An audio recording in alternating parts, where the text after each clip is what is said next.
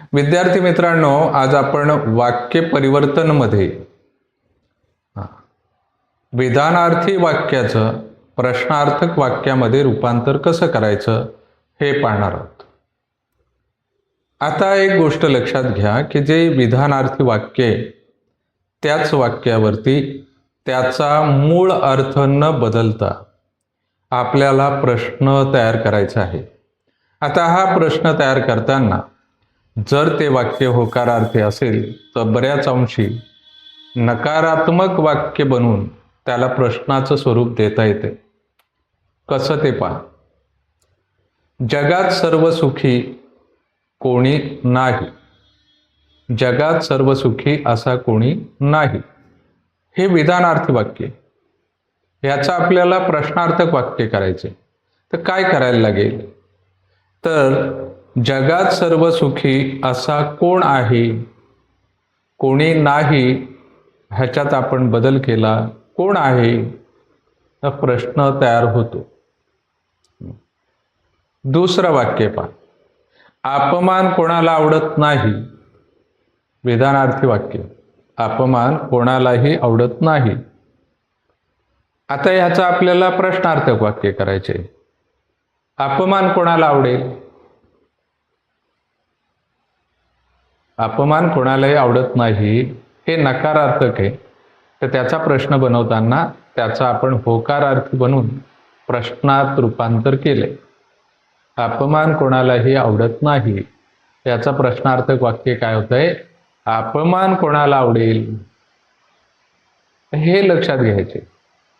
बऱ्याच अंशी प्रश्नार्थक वाक्य बनवताना ते जर होकारार्थी असेल तर त्या क्रियेचा नकार दर्शवून आपल्याला प्रश्न तयार करता येतो.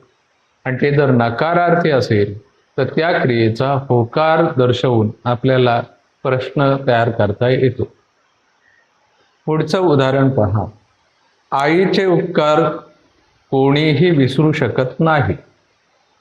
वाक्य काय आहे? आईचे उपकार कोणीही विसरू शकत नाही.